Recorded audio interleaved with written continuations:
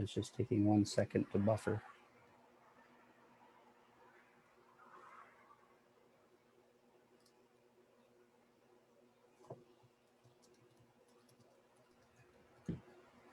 All right, so we are now live on Facebook.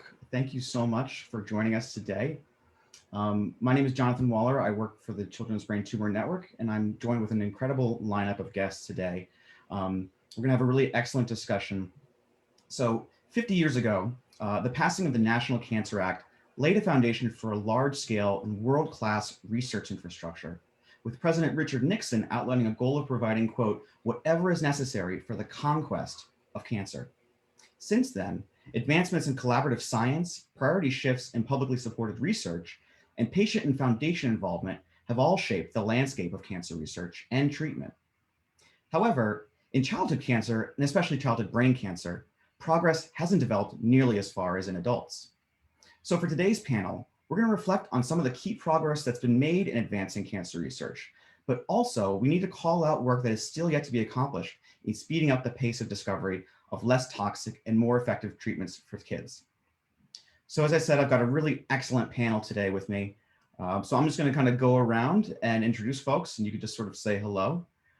First, we have Dr. Michael Prados. He's the professor of neurological surgery, at UCSF Benioff Children's Hospital. He's the scientific co-chair for the Children's Brain Tumor Network, or CBTN, and he's also the project leader for the Pacific Pediatric Neuro-Oncology Consortium, or PNOC. Dr. Prados, thank you so much for joining today. Oh, you're on mute if you want to just unmute yourself. Yeah, you think I'd figure this out? Yeah, I'm sorry. Yeah, it's great to be here. Thanks very much. Thank you. We also have Dr. Adam Resnick. Adam is the director for the Center for Data-Driven Discovery and Biomedicine at Children's Hospital of Philadelphia. Along with Dr. Prados, he is also co-chair for the Children's Brain Tumor Network Scientific Committee. He's the scientific chair of the Pacific Pediatric Neuro-Oncology Consortium as well. Dr. Resnick, thank you so much for joining us. It's great to be here. We also have Dr. Cassie Klein. Dr. Klein is director of clinical research at the Department of Neuro-Oncology for CHOP, Children's Hospital of Philadelphia.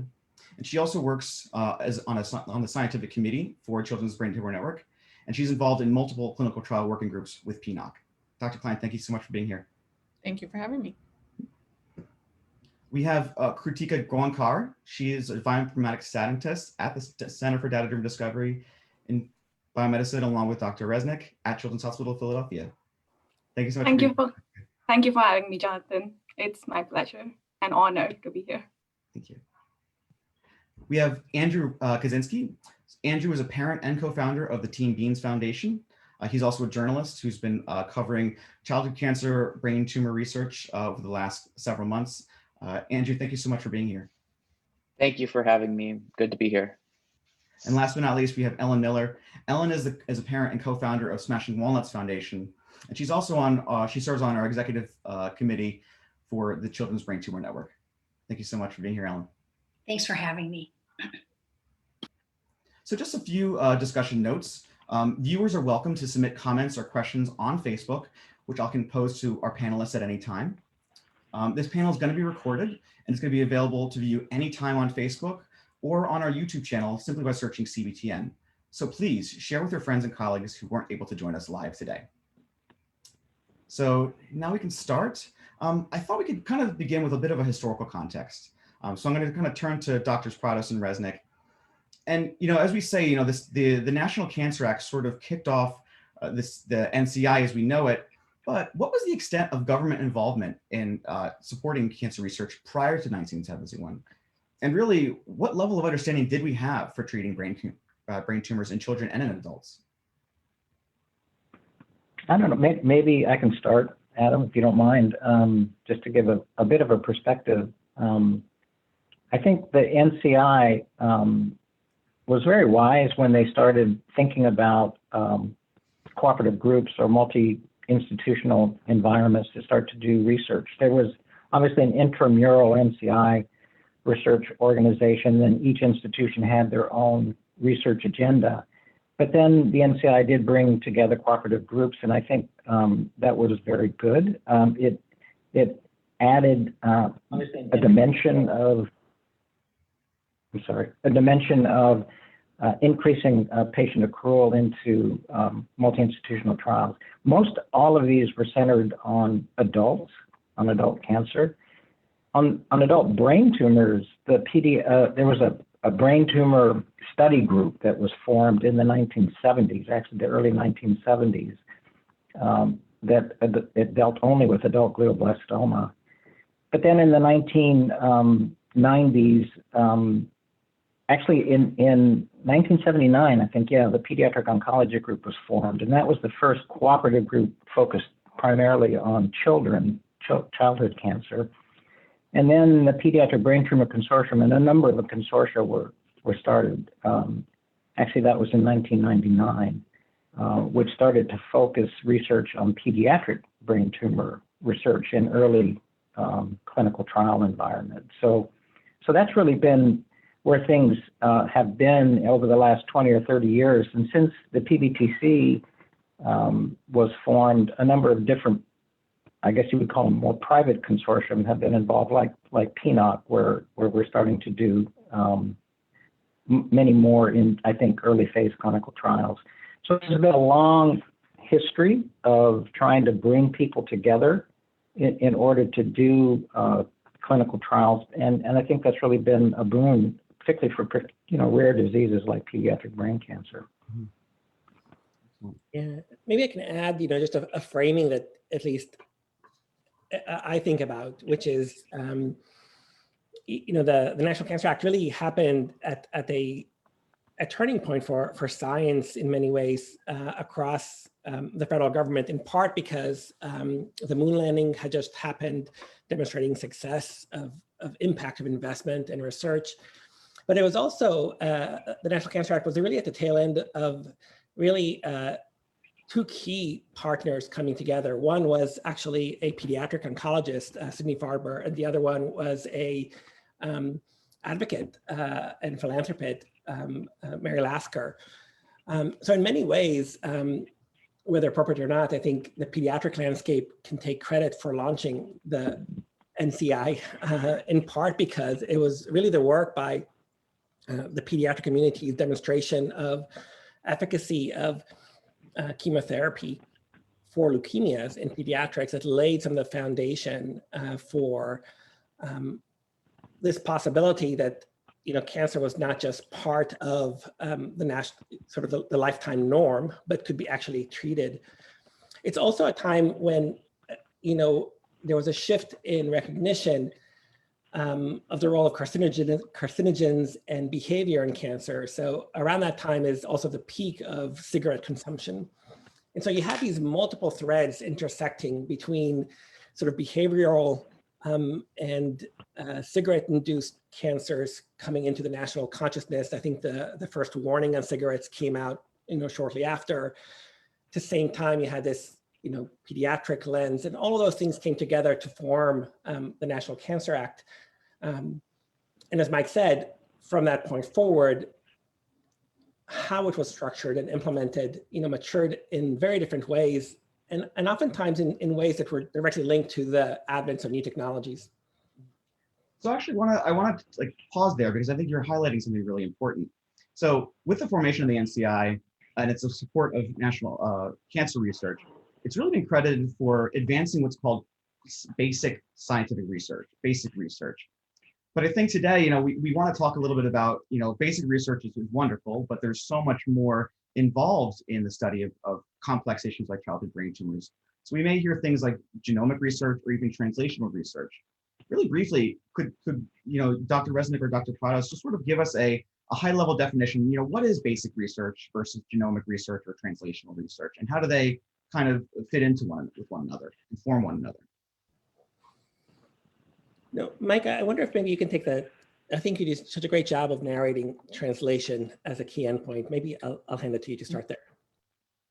Yeah, I think it's actually a continuum, right? It's not just a dichotomous break of one or the other, but it is true that basic research can, which is really critical, its underpinnings are actually trying to understand mechanism of the observations that biologists think about when they think about a cell, a cancer cell or its environment. And these can be very complex kind of mechanistic studies that will help lay the framework of those kinds of observations, and then develop hypotheses that may then move forward into something nearer to what happens to a patient. The translational aspect of it is actually taking those observations and thinking about it in the human context. How do we actually use the data, the biology, the mechanism of all of these kinds of experiments, and think about them in that framework? Can we actually do this to a human? What would it do to that human? What will it do to that tumor cell? So the translational aspect of it is one step before you do the clinical research. So it's quite different to move from the basic to the translational, because there's so many other aspects that have to do with humans as opposed to a cell line or an animal model, et cetera. And all of those things have to be taken into account. And then the prioritization about how do you move something forward that's very expensive to do in terms of conducting a clinical trial. So the clinical trial is the output, the end output, and there are many aspects, obviously, of clinical research, and I know Cassie will talk about that later, but there are very early discovery components to clinical research. Then there's observations that may say, well, something looks like it's really happening, and then we may go on to bigger trials to actually prove and validate that those early signals are actually true. But ultimately, the end result is, can you improve the quality and the quantity of any cancer patient's life? Not only based on the therapy, but also just trying to understand the disease itself. And then it goes back to the basic researcher, because a lot of these trials may not necessarily be successful, but you'd want to know why. And then you go back to the basic scientist and say, well, that mechanism that you talked about, that animal model that you told us about, didn't recapitulate what happened to the human. Why? And then we bring it back to them, and we go back through this iterative loop to try and keep everybody thinking about what's happening on the human side.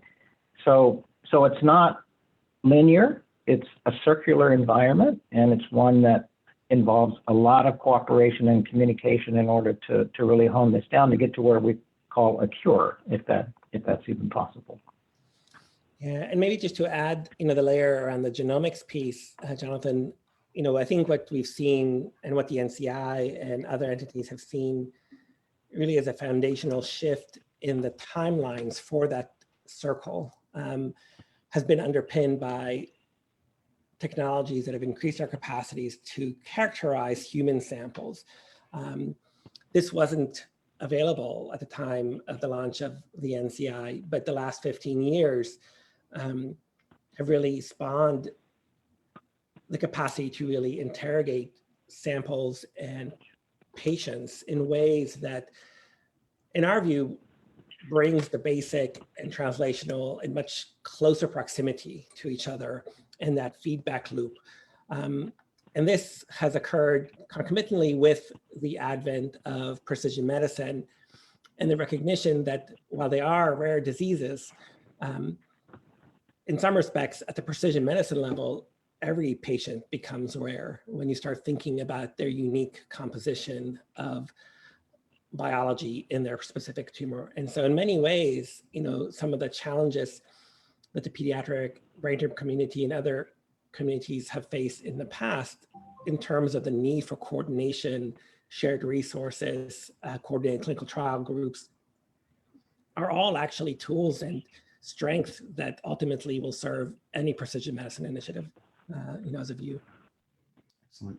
I think just one comment, it's kind of interesting as you were saying that the human cancer is much more complex than any animal model system and basic experiment that you can design, which are oftentimes proof of concept as opposed to this is what it takes to cure a cancer in a human. So I think just to keep that in mind, the patients are much more complicated than the experiments that are actually giving us the information to treat the patient. So that's a bit of a conflict in some way. There's tension between the preclinical and the clinical, and that's why you've got to keep going back and forth in order to dissect that and to work through those complexities. Excellent answer. Thank you so much. And that actually kind of leads perfectly into the next topic that I wanted to bring up, which is really this sort of like this rise of genomic and genetic research. We really need to start that conversation with the Human Genome Project. It's really considered to be a turning point in the fight against cancer. It was launched in 1990. It took collaboration between some 20 universities and research centers in at least a half a dozen countries. And it received primarily funding from the NIH to a tune of about $1 billion. It's incredible today to consider that it took 13 years. It was finished in 2003. Now, a human genome can be sequenced in about a day for less than $1,000. So just in that sense, it's really incredible how far we've come since that first critical project. But, Drs. Prados and Resnick, why was the Human Genome Project such a game changer? And what did it allow us to do once we were able to map the human genome that we weren't able to do in cancer research prior to that? Well, I mean, it's almost impossible to understand the magnitude of how important that is. I mean, I think most of us think that cancer is a disease of altered genomes, right, or something that's happening in signaling in a cell that causes something to go awry.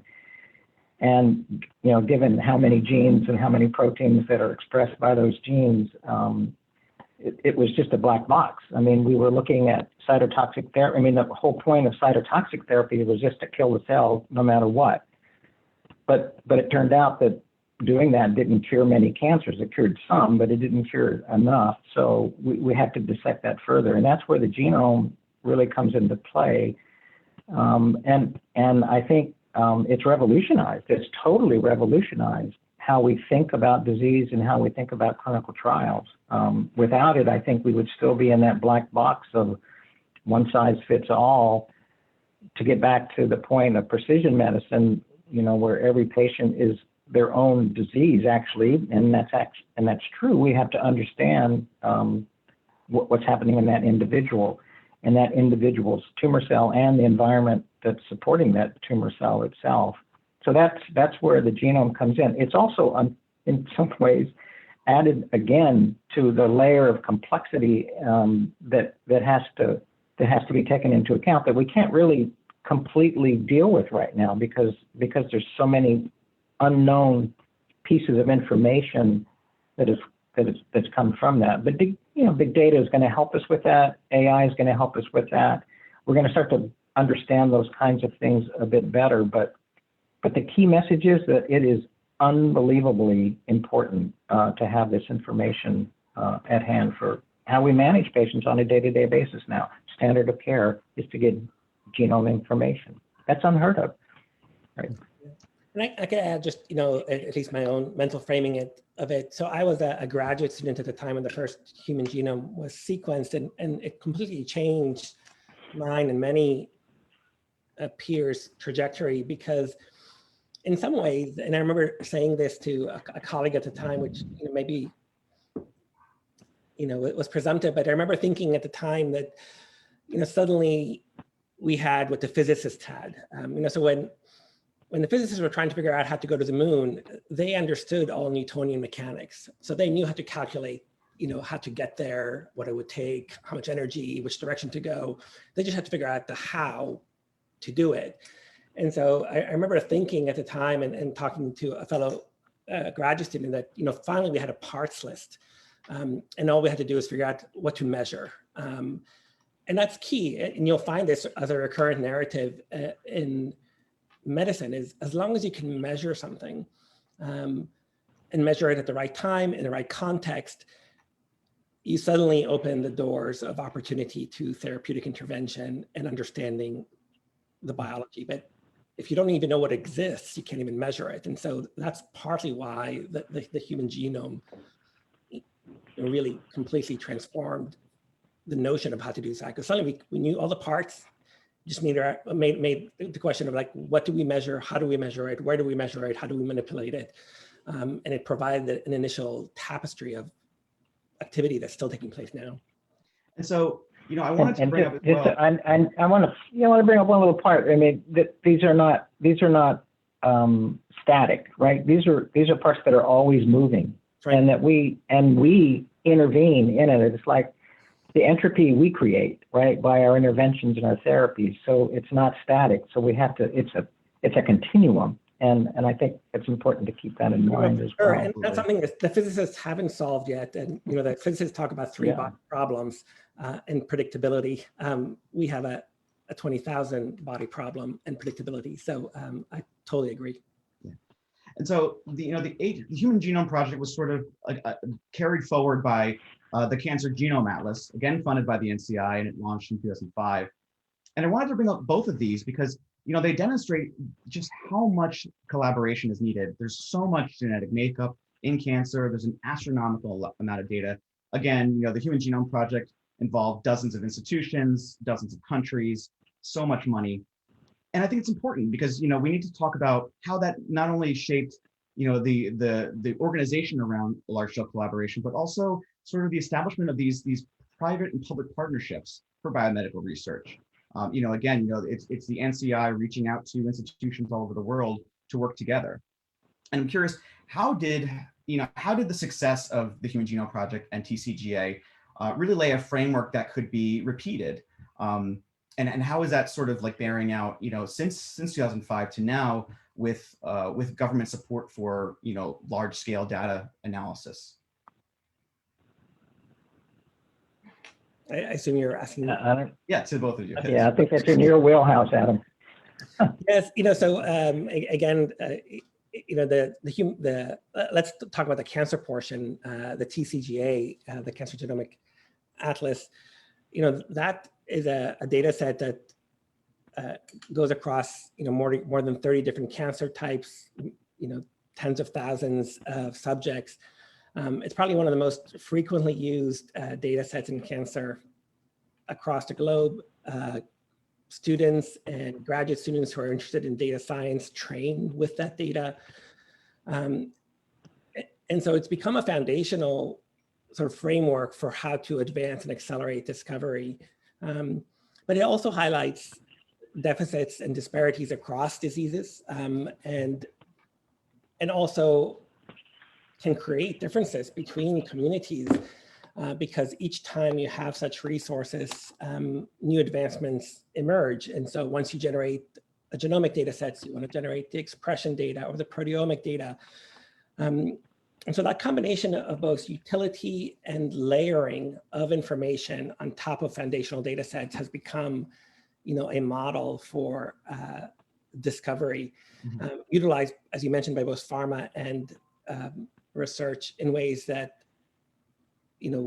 at least in the brain tumor community and the pediatric side, we have really sought to emulate. But to get there, the key is to ensure you have access to samples, associated clinical data, and so on. And apologies for the pups in the background. So I want to, it's an excellent segue into the pediatric space. We can't really talk about these public and private partnerships in data science really without highlighting Cavatica. In 2015, in the State of the Union address, President Obama announced the White House Precision Medicine Initiative, which encompassed the NCI and a number of other research centers. It was launched in 2016 with about $215 million in investment, and its immediate goal was to expand precision medicine for individualized treatments for cancer.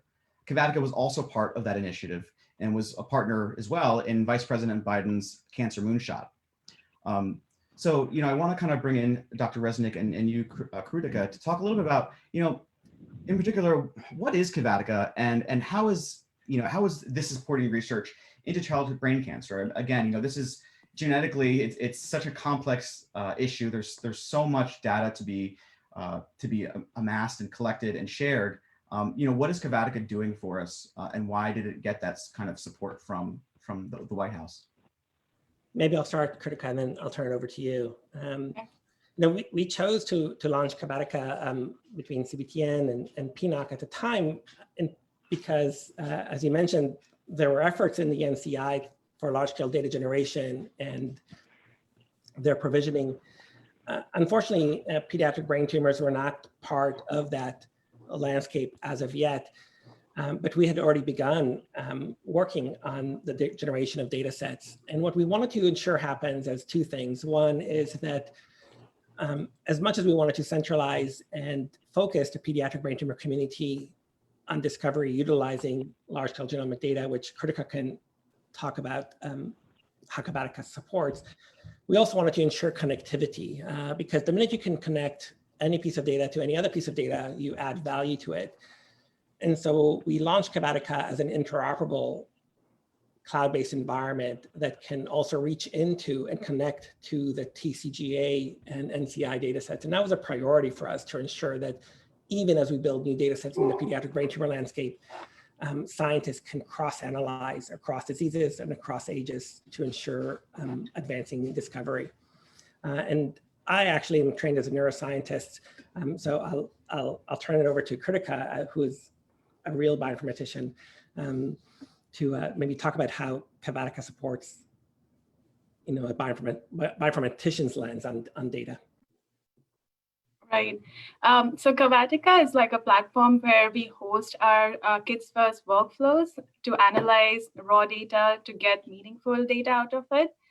We have a great team of bioinformatics engineers and DevOps supporting that effort. Through that, I believe it's like a big community that you have access to, which can support you in your data analysis as well.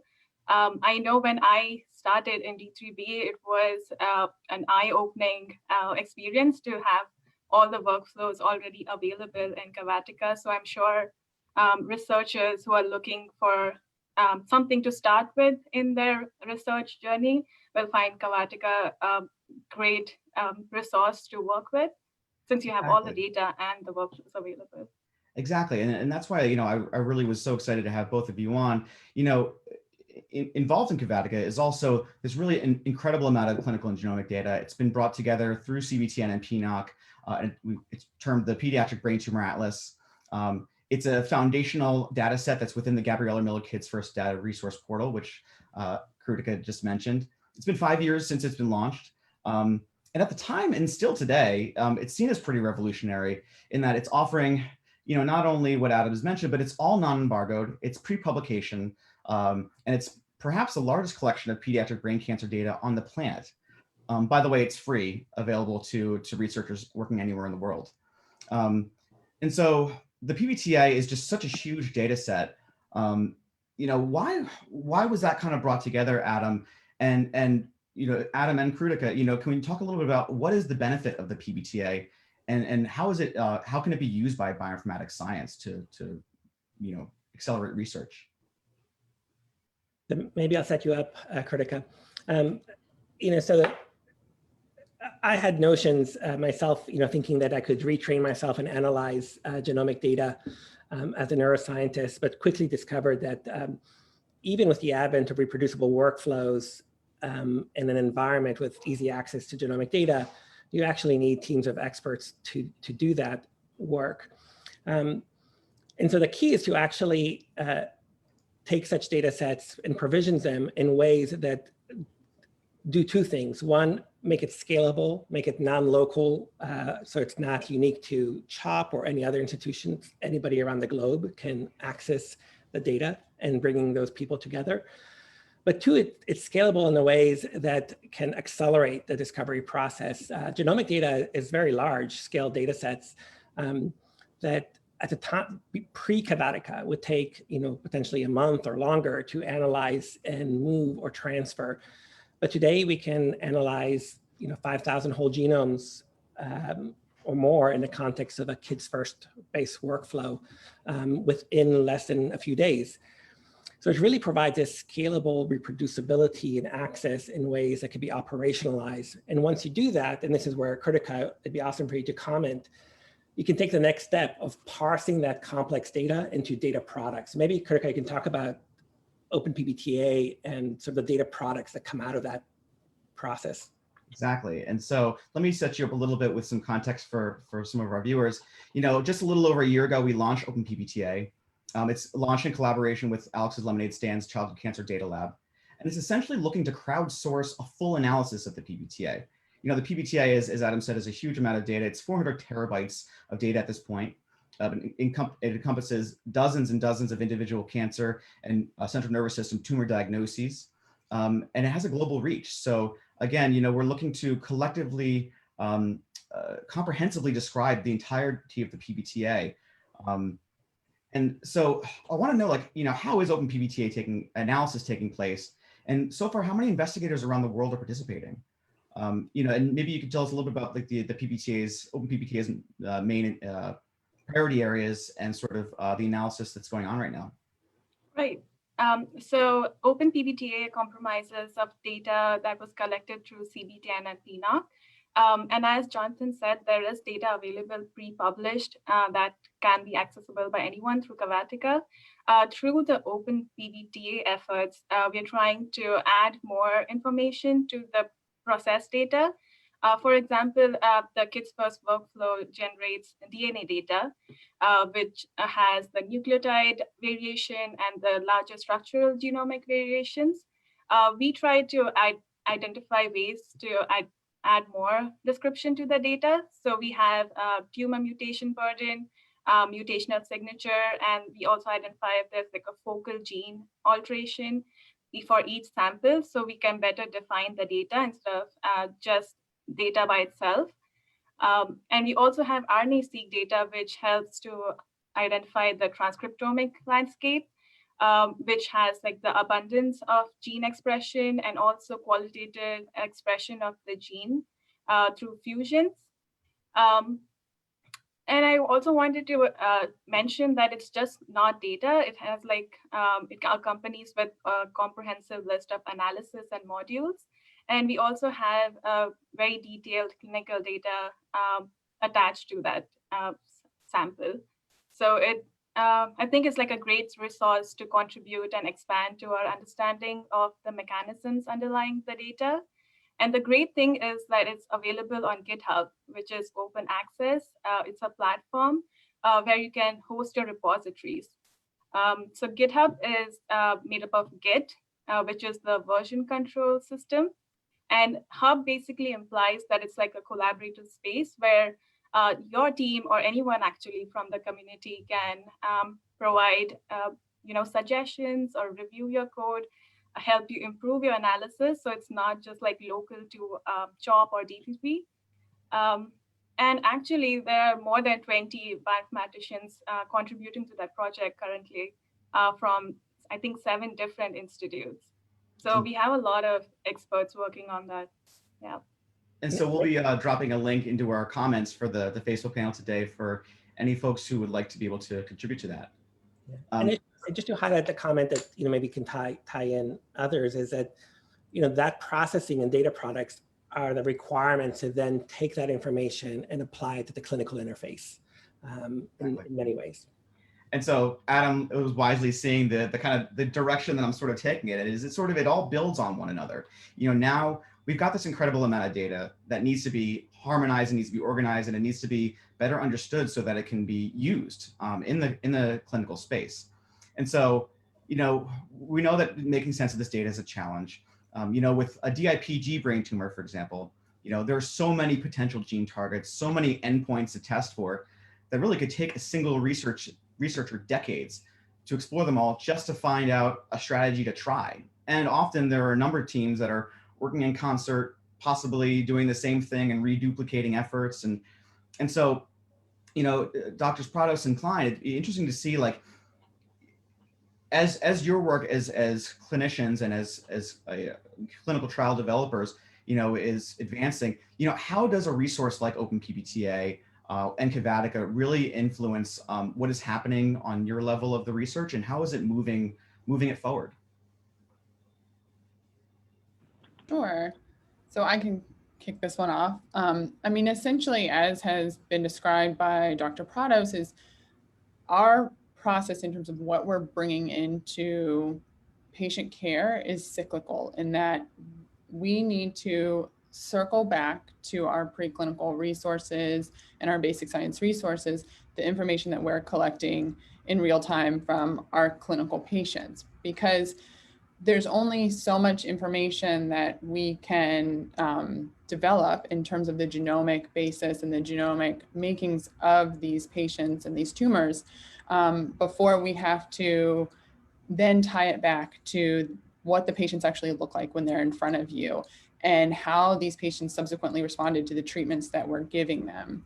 And so even though every single patient is different, what resources like PBTA and Cavatica offer us is to have a more broader lens of what these cohorts and large groups of patients look like, and hopefully help us inform on broad themes or broad pathways that are clinically relevant and will help us ideally find pathways of response or resistance within kind of these larger patient groups that we miss if we're kind of siloed, only looking at small patient cohorts or individual patients.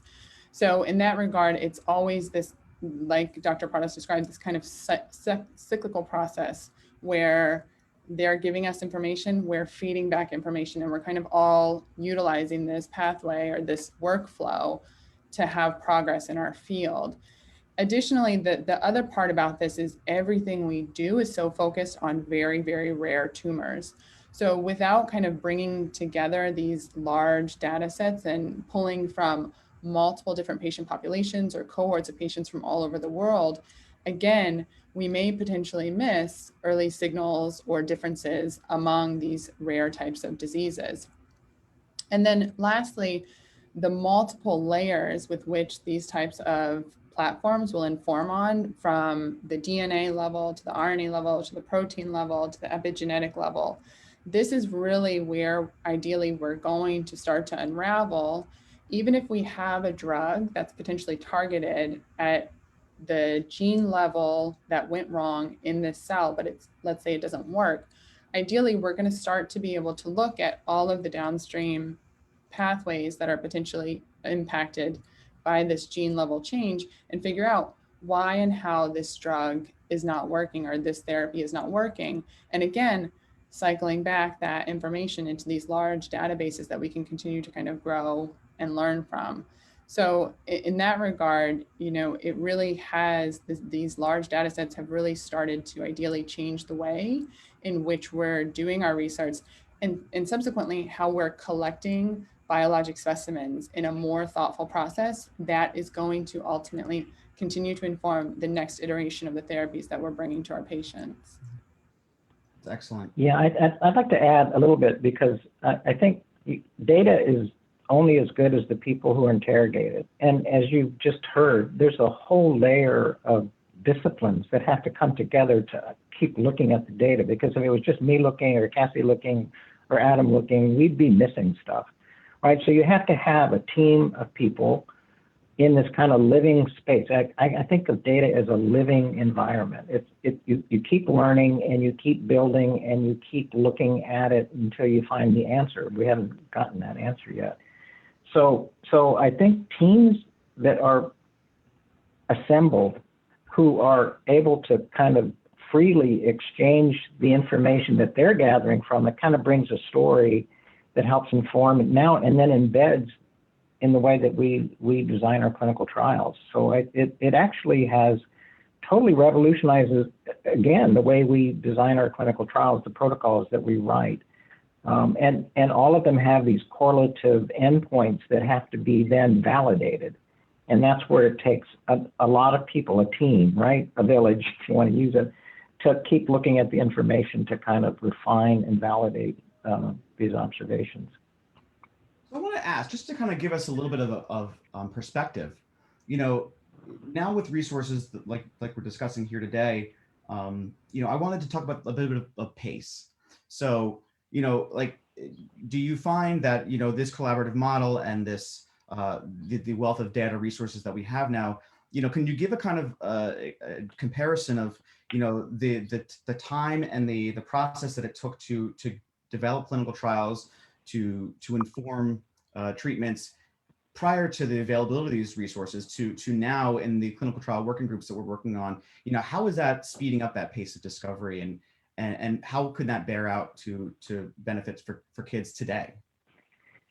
I'm gonna very briefly say something, and Cassie, you should come in. But just one example. So a very rare disease called ATRT, right? We just finished analyzing a trial that took 15 years from start to finish to do, 15 years.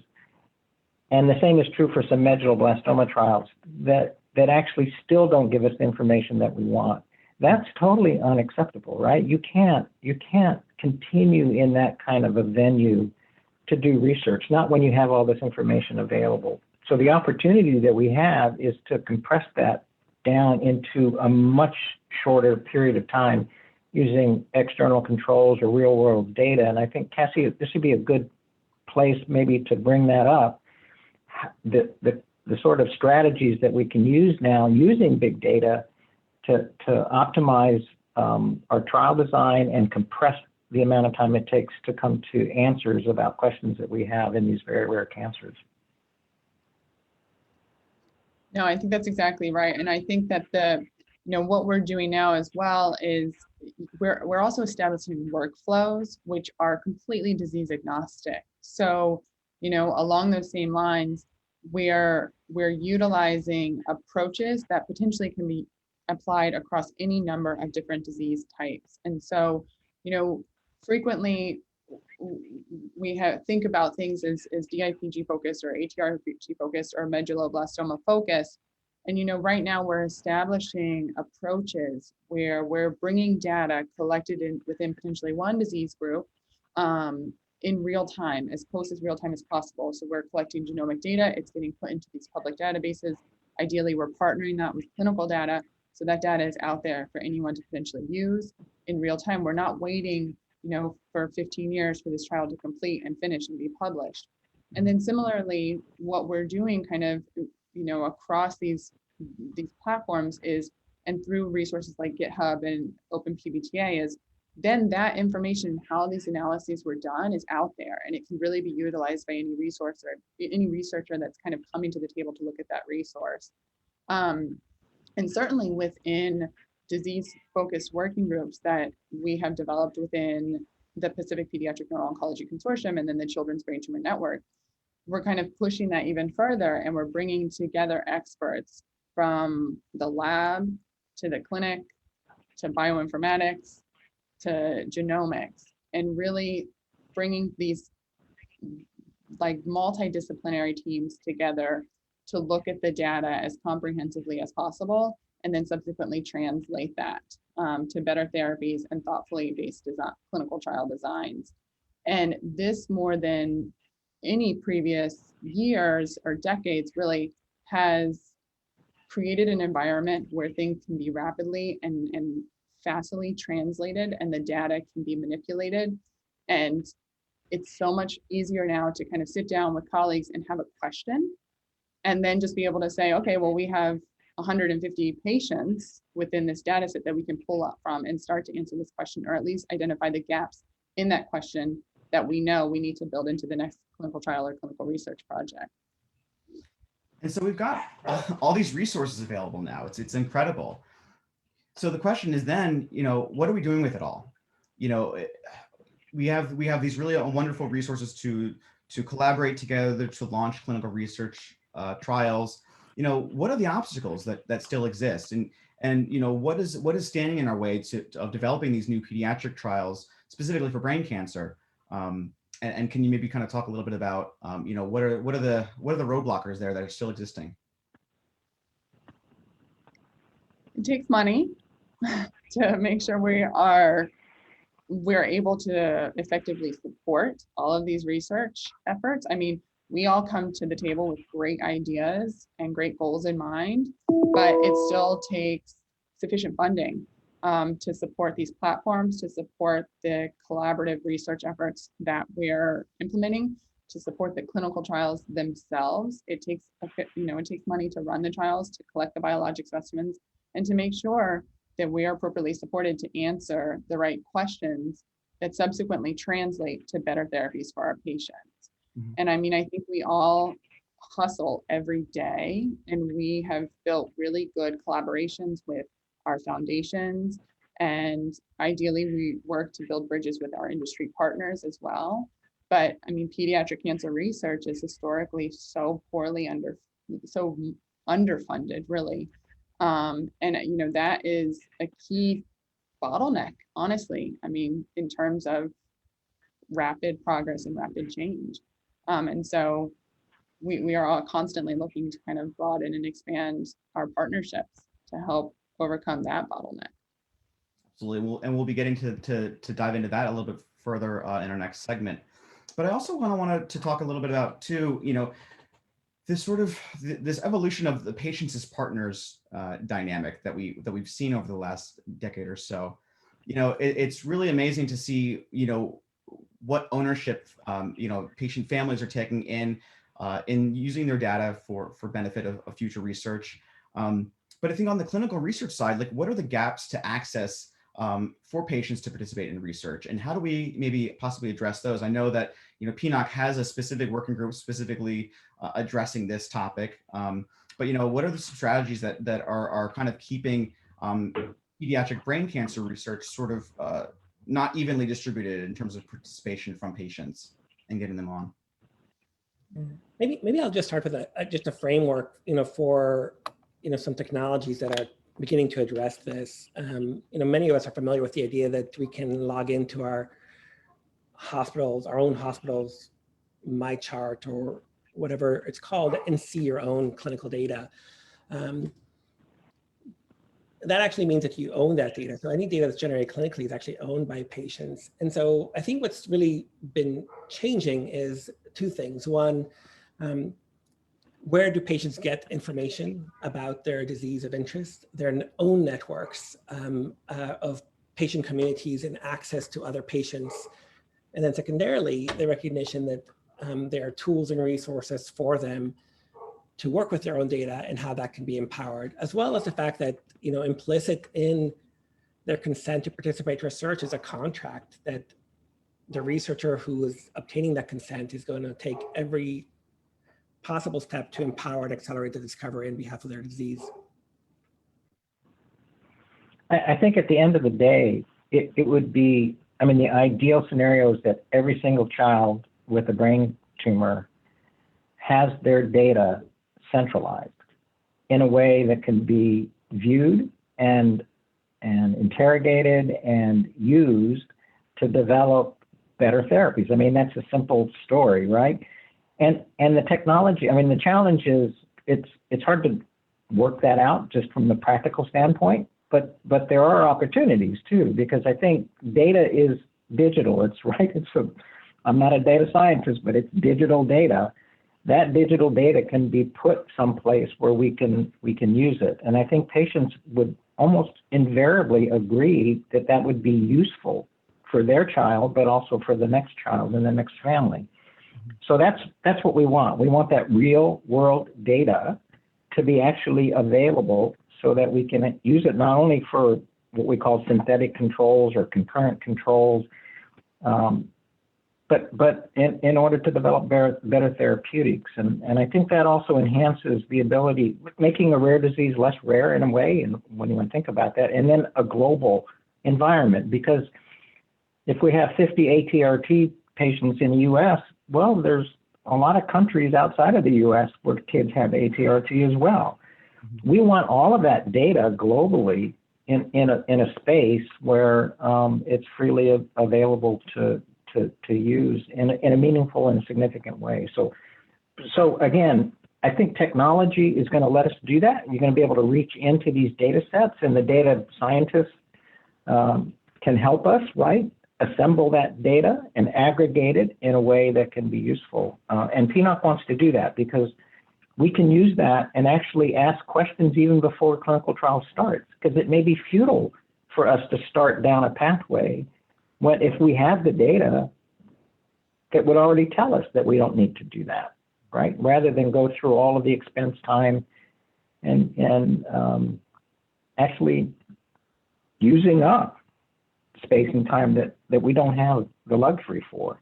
So yeah, I hope that the data scientists, bioinformaticists, and families will push to prioritize the aggregation of this information, which will changed totally the landscape of what we do in terms of pediatric brain tumor research and other rare cancer research. And so I think it's a perfect time to kind of bring in the patient perspective. Andrew Kaczynski, Ellen Miller, you're both parents of children who sadly did pass away from battling brain cancer. It's an honor to have you both with us. I had the opportunity to speak with you both ahead of this panel. We talked quite a bit about the gaps in awareness that a lot of non-scientists have about how complex brain cancer really is and how and why patients can and should be influencing and participating in this research. So I'm curious to hear from both of you, respective of your own family's cancer journeys, what were some of the insights that you gained about the research? And what would you have wanted to know in terms of understanding how this research happens and how patients can participate in it that you do now? And what would you like to share with the research community about how they can kind of influence and encourage more families to get involved? And then maybe Ellen, we'll start with you.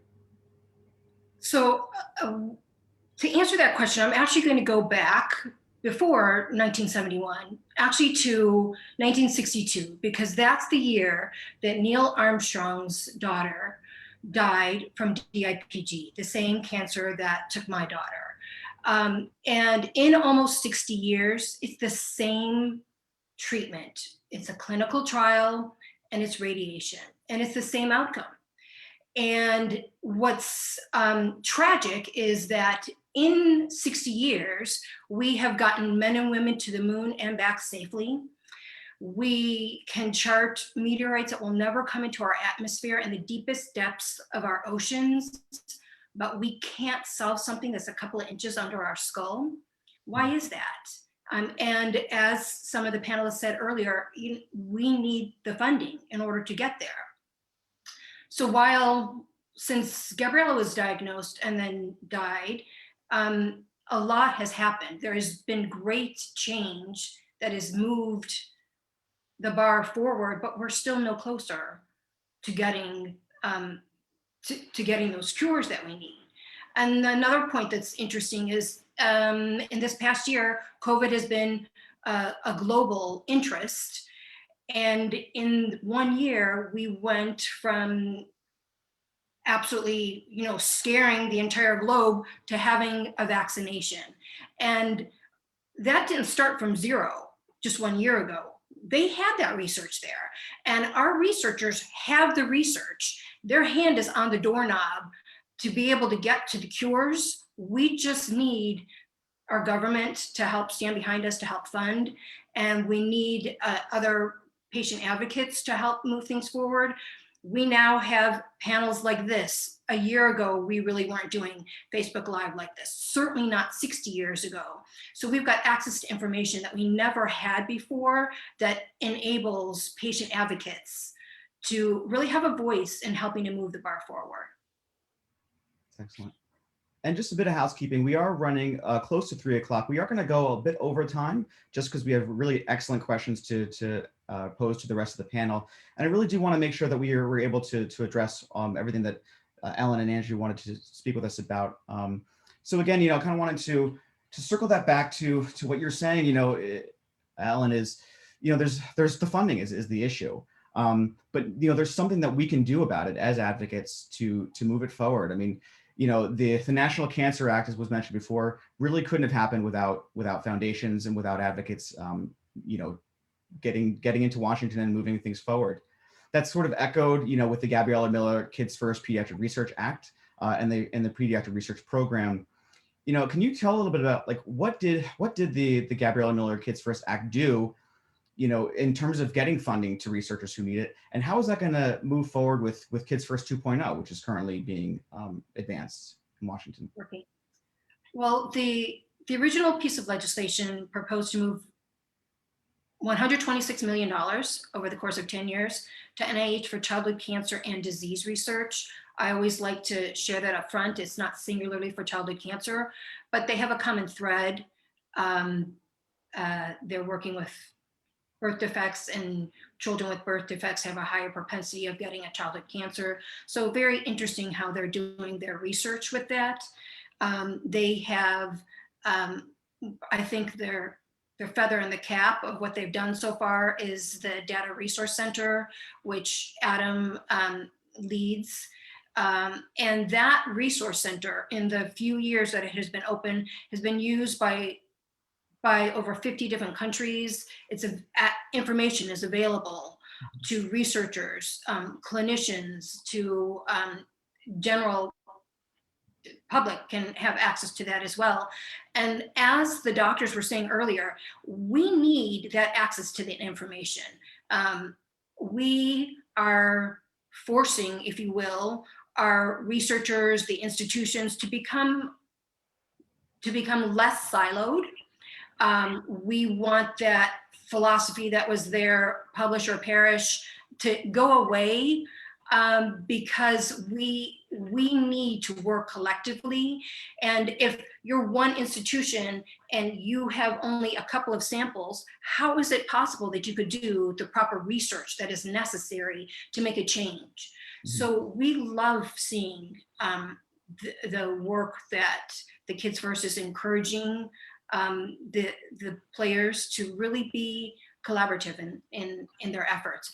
And that comes together with patient advocates, because we see that, and now we have a greater understanding that wasn't there in the past, and we're demanding that that people play nice in the sandbox and share their data, because the ultimate goal is the same. And we're helping to get everybody to that golden, no pun intended, circle that we're all reaching for. Well, it's interesting too, looking at a lot of this, the funding for this, it really does come back to funding and to supporting this access to resources. The federal government right now only spends about 4% of its research budget on all forms of childhood cancer. There's never been a cancer drug developed for kids with brain tumors.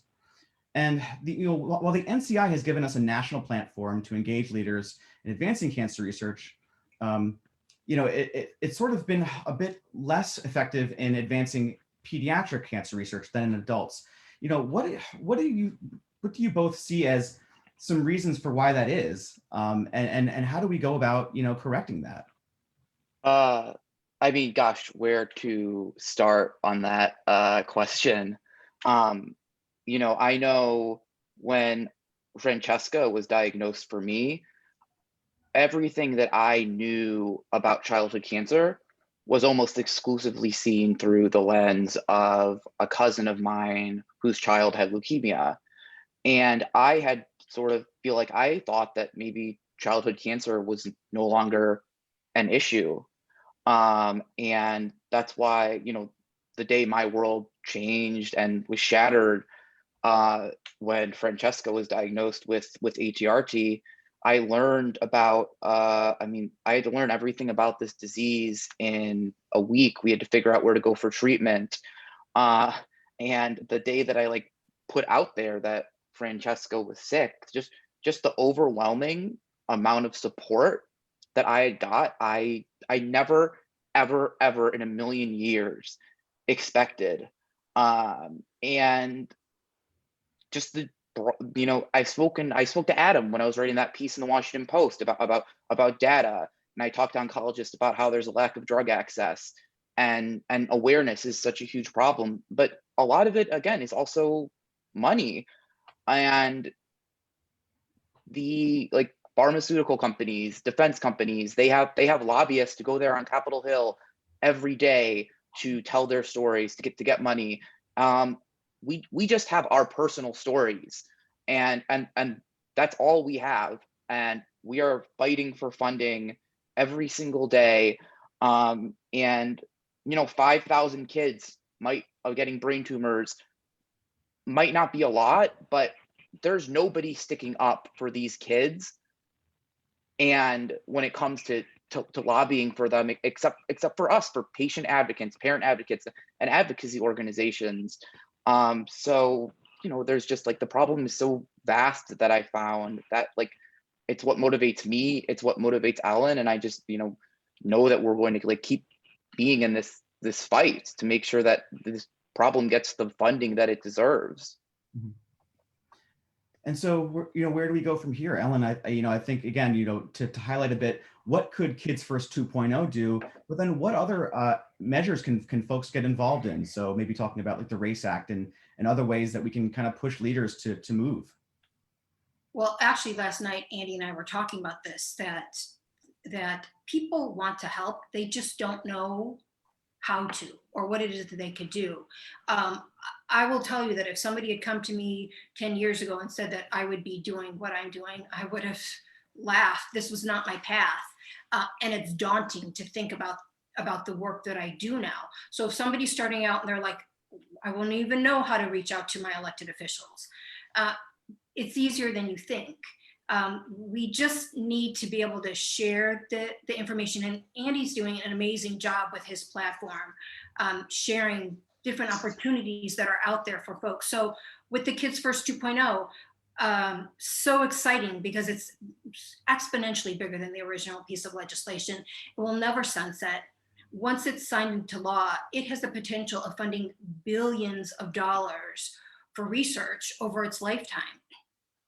And what we need right now from folks that are out there that want to help, sign on to our letter of support. Follow Smashing Wallets, follow Andy, because we are sharing what it is that we're doing. And you could see very easy things where your voice, you could take 30 seconds, sign on to a letter of support. You could take 30 seconds, sign on to a voter voice that reaches out to your elected officials. If you want to do more, let us know, because we all, like I said, have this exact same goal. If we come together as one voice, we're stronger. Well, and you know, the thing about the legislation too is there's no reason that every single member of Congress should not be supporting this bill. It takes penalties from pharmaceutical and medical device companies who are violating the Foreign Corrupt Practices Act. It's taking money that is already there and just goes into the general treasury. And all it is doing is moving it to a program that will fund research to help kids with cancer. It's not creating any new spending. And like, it's an amazing program, and every single member of Congress should be signed on. I don't know why anyone would ever oppose helping kids with cancer. And that's just why, you know, people want to be involved. We were talking about, you know, getting people in clinical trials or donating their data. All of the HERT parents I know, the ones who are still have their kids fighting, the ones who on children have passed away like mine, if they thought that they could help in even the smallest way by donating their data or making a call, they would do it in a second. They would do it in a second. Mm-hmm. We need to make that more commonplace, though, because my husband and I made the decision to donate Gabriella's tumor when she died. And that was, for us, an easy decision to make. We knew that if that could help make a difference for other kids yet to be diagnosed, we should absolutely do that. The challenge is, as new families are diagnosed, how do the frontline clinicians have that conversation with parents? Because they're still wishing and praying and hoping that something will come along that will keep their child alive long enough until something else comes along to keep their child alive long enough. And so when a doctor goes to them and says, hey, have you considered, you know, giving the gift of life for those yet to be diagnosed, it's a difficult decision. But I think that it's really important that we make that much more commonplace. So whether it's working within our own community with childhood brain cancer or cancer as a whole, or just tissue donation in general, we need to make that more mainstream, that as technology and science are merging together and growing, that it is very necessary for us to have those tissue donations, whether it's postmortem or whether at diagnosis or during treatment, so that we can see what's happening with those cells and figure out the ways to best, you know, treat them. You know, I think in my early discussions with Ellen and Andrew, you know, we talked a bit about as well, like the need to incentivize business, to incentivize pharma to work with our populations, you know, because childhood brain cancer, especially, it's not as common as adult cancers. There's just simply not enough you know, to put it bluntly, there's just not enough money in it to do this research for the pharma folks. You know, but what's really encouraging is something like the RACE Act, and it'd be really great to maybe hear from the two of you, maybe to just sum up what the potential for that is, and maybe where is it in the legislative process, and how can we help to advocate for its passage and for it to be to really start to influencing funding for childhood cancers, especially drug development. Yeah, I know when after Francesca died and I was learning sort of about how broad the problem was, drug access for pediatric oncologists to just the drugs that pharmaceutical companies had was such a big issue for them. And as like we said, like, you know, it might not be profitable if you've only got 5,000 kids getting brain tumors, and within that it's, you know, a whole bunch of different kinds of brain tumors. But the average kid who dies of brain cancer is going to lose 70 years of life.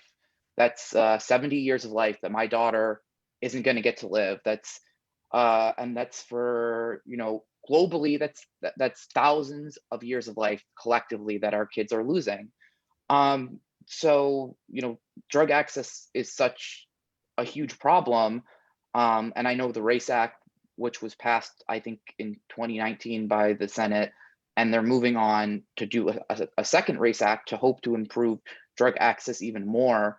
And that, like we said, that is such a huge part of the problem. And I know we have to come at these things, you know, incrementally. We have to go to the data, we have to go to drug access, and we have to go to funding. So that's why, sort of, at least from my perspective, that is so critically important to, just because, like, I mean, Adam, all of you guys are just doing such incredible work, and all we can do, I guess, as parents is advocate through our stories on your behalf to make sure that you have everything that you need.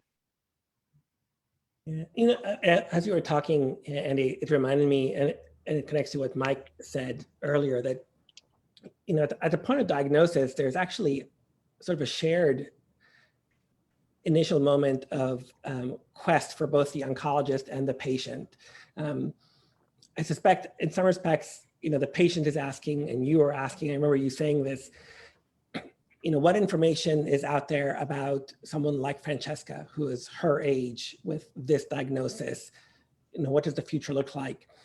And in some respects, that's actually what someone like Cassie or Mike asks when they see a patient. Is there another patient out there like this, with this molecular profile, who has responded or has had this type of tumor? And I think this is where the things can intersect in ways that we have to even become better partners to pharma. And part of it has to do with the fact that, you know, there are unique things about pediatric brain tumors, unique things about pediatric cancers as a whole, but there are also shared things. And so even, for example, Mike, and you mentioned ATRT, you know, a driver gene in ATRT is also shared in schwannomas, a different type of tumor, or chordomas, another type of tumor. And so providing the connectivity of opportunity is one of the requirements to advance therapies. And that's really where the RACE Act, I think, can shine, because as pharma begins to develop therapies for any one indication, as long as the infrastructure is there to make the connection to any other disease or any other patient, we can empower it on behalf of that activity. So this, I think, is where the RACE Act is really going to shine, because it mandates that if there's the target in the pediatric context, pharma needs to pursue it, but we have to have a really growth in infrastructure. And this is where a new initiative, which I think is still maturing, hopefully can fill in some of the gaps, and that's the Childhood Cancer Data Initiative by the NCI. It's really taking a hard look at that infrastructure level question. And again, that's where there are additional opportunities for patients, foundations, and researchers to inform. This will be a 10-year initiative. It's only in year one, so very early on, but takes the recognition that in order to opportunity match between drugs, targets, patients, it has to be timely, right? It has to occur in almost immediate time. It has to accelerate the process in ways that Mike highlighted. It can't be a 15-year trial. And it has to be in a way that's relevant to the patients themselves participating in research. That's excellent. You know, I think, just a quick comment, I think the RACE Act is already fostering a lot of collaboration. I mean, pharmaceutical companies are coming to us asking for these control arms, if you want to think about it, to see if it's worth their time and effort to provide a drug. The one challenge with the RACE Act is that it's very enticing, it's really great, but it doesn't require the company to actually pay for the trials. And I think that there's still that aspect of it, you know, where it's totally frustrating to get access to something, but you still don't have the resources to do the study. So there's still opportunity, I mean, challenges, but the opportunity exists, I think, for everybody to get together to kind of prioritize. And I think the word priority is really important here, to prioritize funding the trials, the clinical research, because that's where you truly validate the information. You can collaborate. I mean, you can correlate it with some of the historical data, but you really need to validate it with a true prospective clinical trial, and to prioritize which drug, which child, which trial is not a trivial pursuit, because each of these studies is very expensive to run, unfortunately.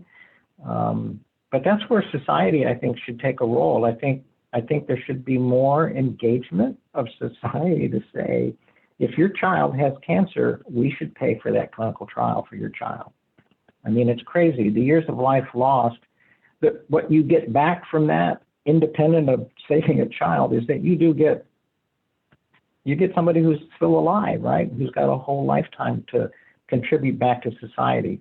So there is some of that as well. I think we need to make better decisions in society about what we do for some things. And we probably live and breathe this knowledge, but I'm not sure we said it out loud on this call, but you know, brain tumors are still the leading cause of disease-related death in children, in ways that maybe hark to Ellen's point. That's not a status quo we should be proud of. No. And so now we kind of have to end with where we go from here. You know, wanting to remind folks that the Open PBTA project, for example, that is open to collaborators. We will make sure that we add a link to that in our chat today. You know, we also have an abundance of resources that can be requested at cbtn.org at any time to researchers working anywhere. And, you know, you can also go to PNOC.us to learn more about the clinical trial working groups. I just kind of want to end again on Ellen and Andrew to sort of give a message to the patient families who are currently fighting, you know, how can they get involved? But then, you know, again, your message to the public, like how do we all come together to move the funding forward so that the research can go forward and correct that horrible statistic that, you know, it's the #1 disease killer in children. And I'll pose it to you folks. Do you want to take that one? So I feel that we were all have said that we need to work collaboratively. That is #1. And as a parent of a child that had cancer and as an advocate, I certainly see that while there are many different organizations that have the same ultimate goal, we don't always work in lockstep with one another, and we need to find a way around that where we're not in competition with one another, where we have the same ultimate goal. So we need to certainly make certain that we promote a brotherhood, if you would, we need to do a really good job of letting folks know how easy it is to be able to do something that can make a difference. And I've shared this before, but you know, my regret that I have is that I didn't do more before my child was diagnosed. And I hear that from many parents, and we wonder, where could our childhood brain cancer world be if we had done a little bit more? And so Andrew has done just amazing things in a few short months with raising money, and I'll let him share that. But you know, every dollar makes a difference. Every person who signs on to a letter of support makes a difference. Every person who joins a Hill Day, and this past year they've been virtual. So you can do things from sitting in your home in front of your computer and make a huge difference to move the bar forward. And we need to come together as a community and as a society to make that happen. Yeah, especially with, I know with the Gabriella Miller 2.0 Act, so many families, they want to help. They don't know how. And sometimes it's just knowing that you can sign on to a program to donate all of your clinical data to a database. Or, I mean, sometimes it's just parents of children with brain cancer for the bill, just calling their member of Congress's office, asking to get a meeting with the legislative director in the House of Representatives or the House or the Senate staffer for health policy, and just telling them, you know, my daughter, my son has brain cancer. What are you doing to help them? And if all you need to do is sign on to this bill and help it get a hearing, help it get to the House floor, why aren't you doing that? Because there's so much crap that we talk about like every day that, you know, this is going to help kids. And I know that just so many parents would just get involved if they knew how and if they could, and would push for, whether it's, you know, helping oncologists by participating in clinical trial or donating their data. A huge portion of it is just letting people know how they can help. Mm-hmm. Absolutely. So we, our foundation had a gala once, and we went to the doctors at Children's in DC, which is where Gabriella was treated, and we interviewed them. And one of the questions that I asked, they didn't know about it because I wanted to get their knee-jerk reaction, but I said, how much of your time do you spend applying for grants and looking for money for funding the work that you're doing? And more than one said upwards of 70% of their time. That is horrifying to me, that these amazingly brilliant people that are on this call and across the country and around the world have to spend so much of their time applying for grants. What if we switched that?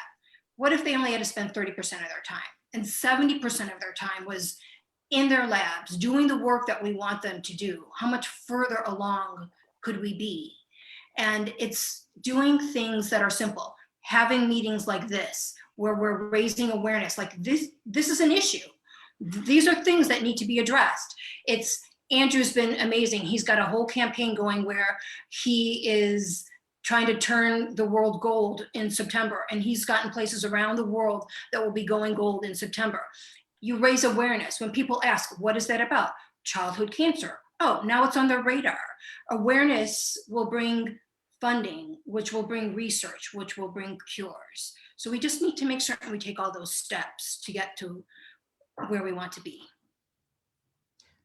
Awareness will lead to research, which will lead to a cure. That's such an important message, you know, and I want to thank you so much, all of you today for joining us for this panel. It was such an important message to end with. And again, I want to encourage folks to log on to cbtn.org to find out more about what's going on with this research. Follow the links that have been in our chat to find out how you can support some of the advocacy that's happening today. We will also share social media links so that you can follow each of the panelists today to follow more calls to action that they have across the next couple of months. And we hope that you'll join us to be a partner in our mission to find cures for children the world over. And again, just thank you so much, each of you, for joining us today. And thank you, Ellen and Andy, for all you're doing on behalf of our efforts. And you will have many, many supporters, Ellen, for that 3770 flip, I promise you. Mm-hmm. So, No kidding. make it 90-10. That'll even be better. Even better. Even better. And you thank us, but honestly, we thank you because I can't do what you do. You are amazing. We love you, and we don't express that nearly enough. So you know, folks like Andy and I will keep doing what is necessary so that we get that flip where it's the 70-30 or 90-10, as you said. And so we had some really great comments today, and I'll direct folks to check out our comment section. But I want to end with a really wonderful comment that was just brought in. It was an excellent chat. Thank you so much for all that you do, especially Ellen and Andrew, for pulling all the foundations together and giving a stronger voice to advocates. It's time to put all this great scientific data and collection information to work to start curing our kids. And it starts right here. And it starts with these amazing organizations working together. So again, thank you all for joining us today. Thank you to our viewers for logging on and watching via Facebook. And again, this will be recorded and shared on our Facebook channel and on YouTube. So please share with your friends and colleagues to help us spread the message further. So thanks again. Thanks so much. Thank you. Thank Bye, you. everyone. Thank you.